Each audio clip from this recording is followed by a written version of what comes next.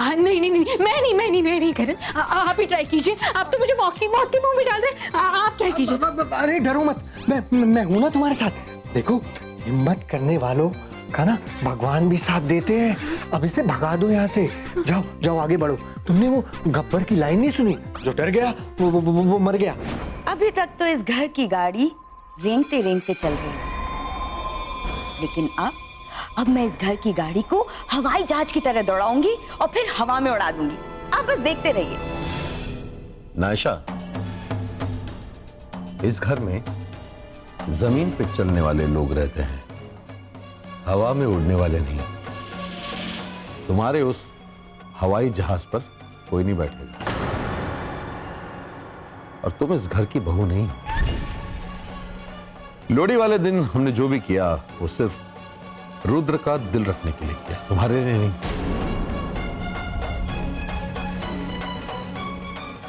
तुम 7 बार गंगा स्नान करके भी आओ ना, तो भी तुम्हारे पाप नहीं धुल सकते। मैं तुम्हें अपनी बहू कभी नहीं मान सकता।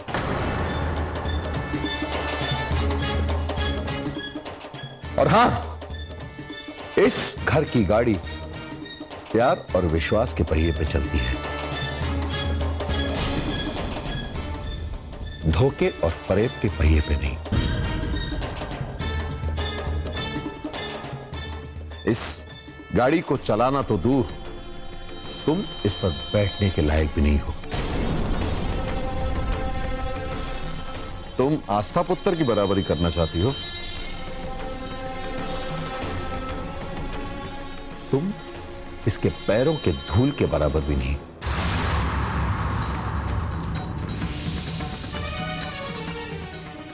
आस्था पुत्र जैसी लड़कियां नर्क को भी स्वर्ग बना देती हैं,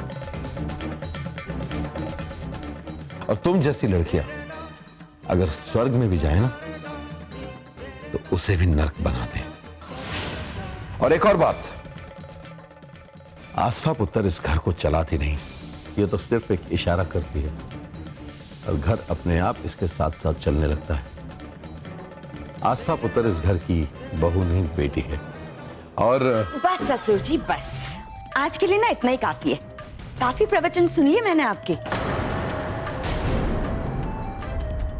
एक काम करूंगी, एक दिन ना मैं आराम से आपके सारे प्रवचन सुनूंगी, और फिर हम दोनों मिलके आस्था देवी की आरती उतारेंगे। जय आस्था पुत्र। बस नायशा, अपनी मर्यादा में रहो।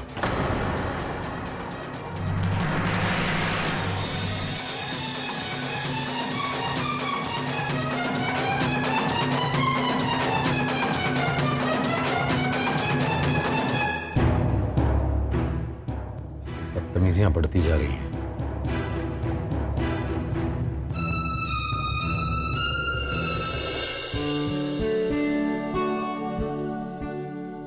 क्या बात है करे, बहुत खुश लग रहा है। खुशी की तो बात है।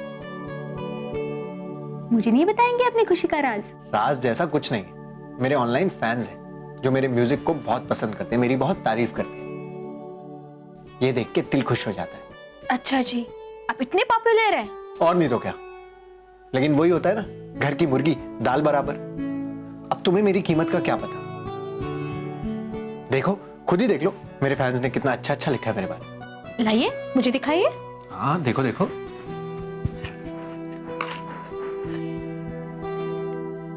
ये लतीशा लिखती है कि करण, मैं आपके म्यूजिक की बहुत बड़ी फैन हूँ। वाह। देखो देखो, और पढ़ो। विदिशा ने लिखा है कि डियर करण, आप अपनी म्यूजिक में इतनी फीलिंग्स कहाँ से लाते हैं? You are too good.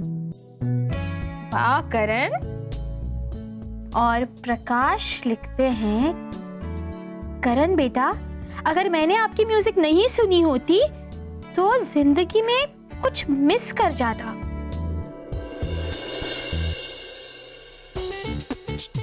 ये कौन? मानसी लिखती है, डियर जानू करण, मैं आपकी बहुत बड़ी फैन हूँ जब से आपका म्यूजिक सुना है और कुछ सुनाई नहीं देता। मेरी रातों की नींद और दिन का चैन उड़ गया है। आई लव यू करण, मुझसे प्लीज शादी कर लो। आपकी मानसी। अच्छा, तो ये सब देख के आप खुश हो रहे थे करण? आस्था, देखो फैंस तो ऐसी बातें लिखते रहते हैं ना। देखो बुरा मानने की बजाय तुम्हें तो खुश होना चाहिए। अब तुम्हें इसकी आदत डाल लेनी चाहिए। आज एक दो लड़के हैं, कल को हजारों और लाखों भी हो सकते हैं। एक दो लड़कियों ने लिखा तो आपके पैर जमीन पर नहीं पड़ रहे। हजारों लाखों लड़कियां लिखेंगी तो सीधा अंतरिक्ष में पहुंच जाएंगे आप। ये जलन की भावना को अपने मन से निकाल दो आस्था। बड़ा बनने के लिए इन छोटी मोटी चीजों से ऊपर उठना पड़ता है। ये सही कहा। और देखो तो इस मानसी के बच्चे ने लिखा क्या है। ये निखिल पांडे लिखता है कि करण, तुमने मेरा म्यूजिक कॉपी किया है। तुम बहुत बड़ी चीटर हो, कॉपी कैट हो। यहाँ तक कि तुमने मेरा स्टाइल भी कॉपी किया है। हाँ करण, तुम मेरा स्टाइल कॉपी कर सकते हो, म्यूजिक कॉपी कर सकते हो, मेरा स्वैग कॉपी। इस निखिल पांडे ने तो आपके बारे में बहुत बुरा बुरा लिखा है। ये खुद बहुत बड़ा फ्रॉड है। बल्कि ये मेरा म्यूजिक लेके खुद कॉपी करता है और मुझ पे ब्लेम लगा रहा है। अब जो भी है बड़ा क्यूट। स्माइल तो देखिए इसकी, बहुत क्यूट है। अच्छा, ये बदमाश तुम्हें क्यूट लग रहा है?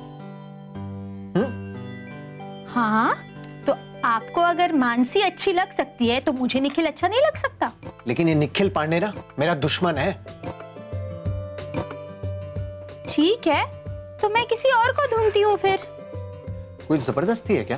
बिल्कुल, आप किसी मानसी को पसंद कर सकते हैं तो मैं भी किसी राजेश को पसंद करूंगी। आस्था, मानसी तो मेरी फैन है ना। ये अच्छा बहाना है आपके पास करण। ठीक है, मैं भी किसी को अपना फैन बना लेती हूँ। अरे तुम्हें फैन की क्या जरूरत है? मैं हूं ना तुम्हारा फैन। ऐसे तो मैं भी आपकी फैन हूँ।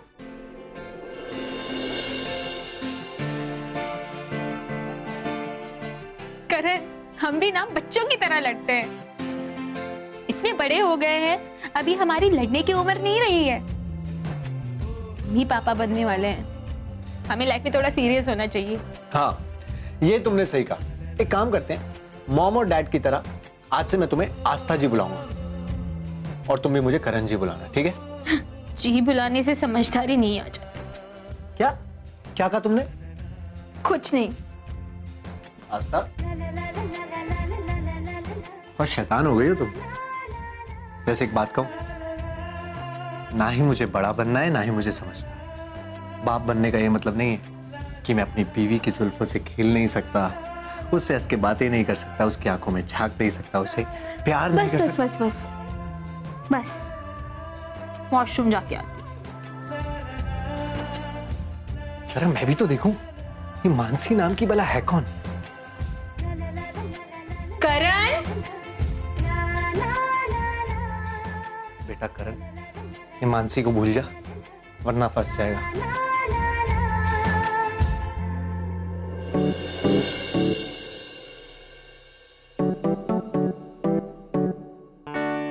नमस्ते अंकल जी। हाँ नमस्ते नमस्ते।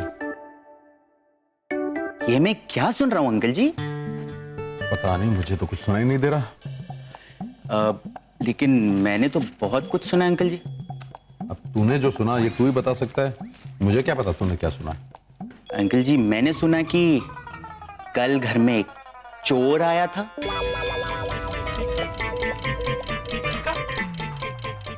तुझसे किसने कहा? पैम ने। पैम बता रही थी कि उसने एक चोर को पकड़ा। वो चोर पता है अंकल जी क्या कर रहा था? किचन से मिठाई चुरा रहा था। बताइए ना अंकल जी, कैसे कैसे लोग हैं, शर्म ही नहीं आती। अब मिठाई जैसी चीज भी कोई चुराता है क्या? पता है अंकल जी, बचपन में हमें यह बताया जाता था कि चोरी करना बुरी बात होती है, लेकिन बताइए फिर भी चोर चोरी करने से बाज ही नहीं आते। अंकल जी ऐसे लोग ना मानसिक रूप से बीमार होते हैं। ऐसे लोगों को ना मेंटल हॉस्पिटल में भेज देना चाहिए। मेंटल हॉस्पिटल बाद में भेजना, पहले ये बता, जब पैम ने तुझे ये बताया कि घर में चोर आया था, तो उसने ये नहीं बताया कि वो चोर मैं था? क्या बात कर रहे हो अंकल जी, मैं मान ही नहीं सकता कि चोरी आप कर सकते। नहीं नहीं, आप ऐसे बिल्कुल भी नहीं हो, इतनी गिरी हुई हरकत आप कभी नहीं कर सकते। देख पुत्र, जिस स्कूल में तू पढ़ा है ना, उसकी बिल्डिंग मैंने बनवाई थी, इसलिए मुझसे तो दांव खिलना ही नहीं। चल, ये घटिया काम मैंने किया, मैं ही वो चोर हूं। भेज मुझे मेंटल हॉस्पिटल। मैंने आपको थोड़ी ना कहा था अंकल जी, मैं तो चोर को कह रहा था। लेकिन अगर फिर भी आप कहते हो कि आपने चोरी किया, तो मैं तो यही कहूंगा अंकल जी कि चोरी करना ना अच्छी बात होती। गुड, अब इस बात को याद रखना। और एक बात और सुन ले, चोरी करना जिगर वालों का काम है, तेरे जैसों का नहीं, जो बात बात पे पलटते रहते हैं। क्या? अरे निशान, तुम आ गए? हाँ बस अभी अभी आया। पैम की बच्ची, मैंने तुझसे कहा था ये चोरी वाली बात किसी को मत बताना। तूने तो पूरे शहर में ढिंडोरा पीट दिया। कोई भी ऐरा गैरा आके मजे ले रहा है, पूछ रहा है रात को घर में चोर आया था क्या? पापा जी, वो तो इसीलिए क्योंकि मैं चाहती हूँ कि आपको सबक मिले और दोबारा ऐसा कुछ करने से पहले आप 100 बार सोचें और आपको समझ में आ जाए कि बुरे काम का नतीजा बुरा ही होता है। मैं अभी तक नहीं मानता कि मैंने कोई बुरा काम किया है। वो तो इसीलिए पापा जी क्योंकि आपको ठीक से पनिशमेंट जो नहीं मिली। बड़े सस्ते में छूट गए ना आप, लेकिन आप चिंता मत कीजिए, जब मम्मी जी अपना शिकंजा आपके ऊपर कसेगी ना, तब आपको पता चलेगा कि चोरी करना कितनी बुरी बात होती है। जब तुझे कुछ और समझ नहीं आता तो डॉली जी का नाम लेकर डराती रहती है। जा, मुझे तुझसे बात ही नहीं करनी, जा रहा हूं यहां से। और तू, तुझे तो बाद में देखूंगा मैं।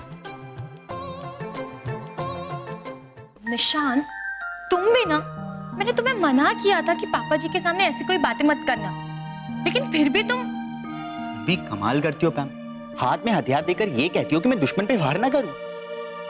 तुमने देखा है, हमेशा अंकल जी मौके का फायदा उठाकर मुझे छेड़ते रहते थे, लेकिन आज जब मुझे इतना अच्छा मौका मिला, मैंने उस मौके का पूरा फायदा उठाया, मैंने भी उनको छेड़ दिया।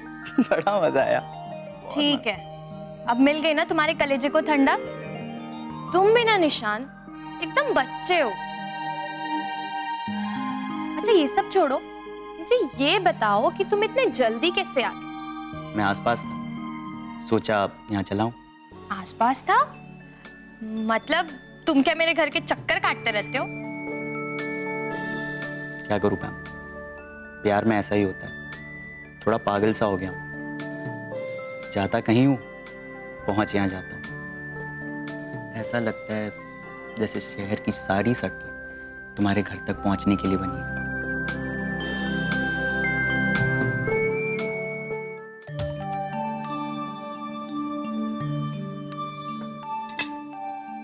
तो आज खाने में क्या बना है? आज खाने में है राजमा चावल, कढ़ाई पनीर, येलो दाल, रोटियां, सैलेड। वाह, क्या बात है। लेकिन आस्था, मैंने तुम्हें मना किया था ना ये सब काम करने के लिए। हाँ, आपने मना तो किया था, पर मैंने भी आपसे कहा था ना कि मुझे ये सब करना अच्छा लगता है।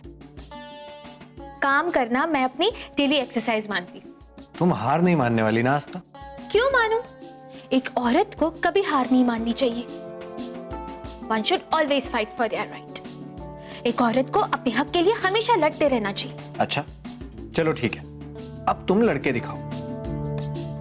मैं तुम्हारा गुस्से वाला पति हूं और तुम मेरी पत्नी। अब लड़ो अपने हक के लिए। ओके, चलिए। आस्था, किचन में घुसने की हिम्मत कैसे की तुमने? तुम्हें ये सब काम करने के लिए मना किया था ना मैंने। किचन मेरा मंदिर है करण, और आप मुझे मेरे मंदिर में घुसने से नहीं रोक सकते। किचन को मंदिर मानना तुम्हारी भूल है। भगवान मंदिर में रहते हैं, किचन में नहीं। जब एक औरत किचन में खड़ी रह के अपने पूरे परिवार के लिए प्यार से रोटियां सेकती है, तो वो किचन किसी मंदिर से कम नहीं होता। और जब कोई प्यार का मंदिर बनाता है ना, तो देवी देवता अपने आप वहां आ जाते हैं। एक औरत की असली पूजा किचन में होती है करण, और किसी को पूजा करने से रोकना बहुत बड़ा पाप है। बाप रे बाप, गलती हो गई। तुम जीती, मैं हारा।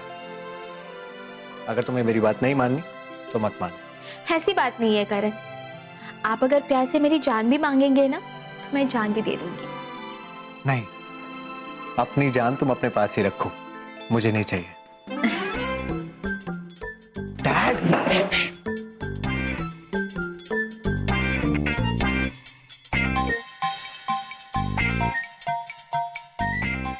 बल्लू जी,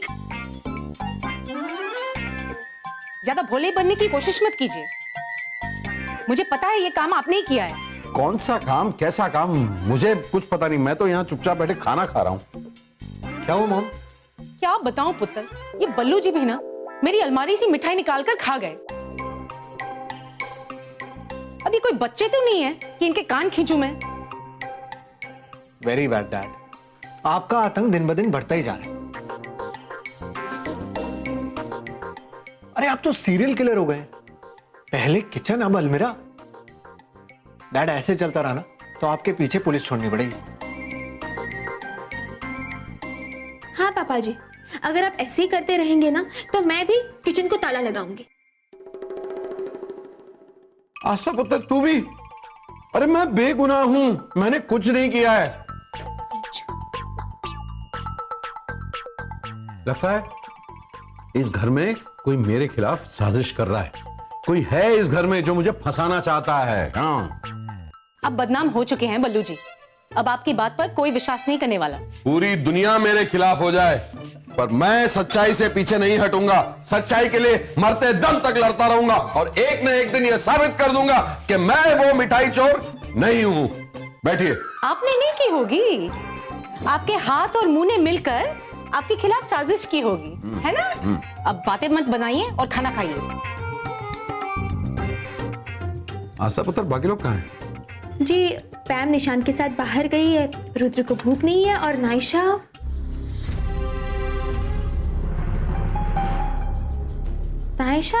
काफी देर से लापता है।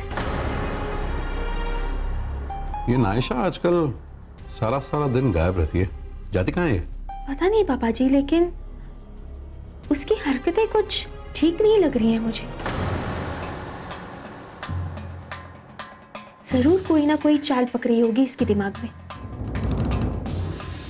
बाहर जाती है और रात को देर से वापस आती है। जरूर कोई नई प्लानिंग चल रही होगी इसके दिमाग में। सही कहा आस्था पुत्र, मुझे भी ऐसे लगता। डैड एक काम करते हैं, अगर अब नायशा लेट आएगी ना तो हम दरवाजा ही नहीं खोलेंगे। जब रात भर वो अपनी प्लानिंग के साथ बाहर रहेगी ना तो उसकी अकल ठिकाने आ जाएगी। नहीं पुत्र, अगर इतनी आसानी से उसकी अक्ल ठिकाने आ जाती तो मैं ये कब तक कर चुका होता। मेरी समझ में नहीं आ रहा है क्या करूं। कोई बात नहीं पापा जी, आप चिंता मत कीजिए, कोई ना कोई रास्ता जरूर निकल आएगा। एक बात कहूं डैड, नायशा तो है ही डायन, लेकिन ये रुद्र भी है ना, ये भी कोई कम नहीं है। ये सारी प्लानिंग ना दोनों मिलके बनाते हैं। नायशा ने मुझ पे जो झूठा इल्जाम लगाया था ना, उसके बारे में भी रुद्र को सब पता था। और आज जब नायशा बाहर जाके कुछ प्लानिंग कर रही है ना, इसके बारे में भी रुद्र को सब पता है। नहीं करना, रुद्र ऐसा नहीं है। हाँ, उसके दिल में कड़वाहट जरूर है पर वो दिल का बुरा नहीं है। याद है ना उसने किस तरह गुंडों से पैम को बचाया था।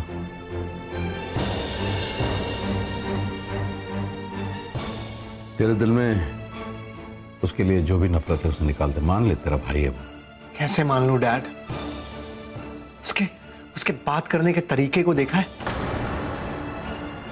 खाने मेरी छोड़िए, वो आपसे, मॉम से इतनी बेहूदगी से बात करता है, बिल्कुल भी इज्जत नहीं करता आप लोगों की। और जो मेरे माँ बाप की इज्जत नहीं करता, उससे मैं कोई रिश्ता नहीं रखना चाहता।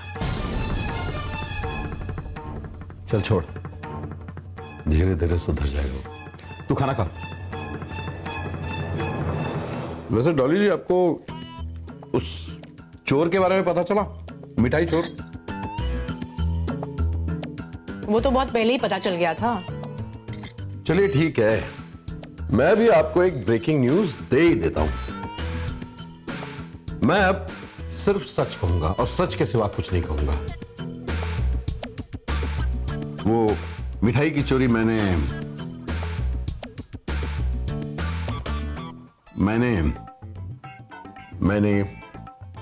नहीं की है। डाल दे।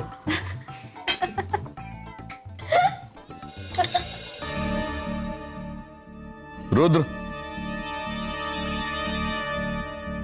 कुछ बात करनी है। क्या हो गया खुराना साहब?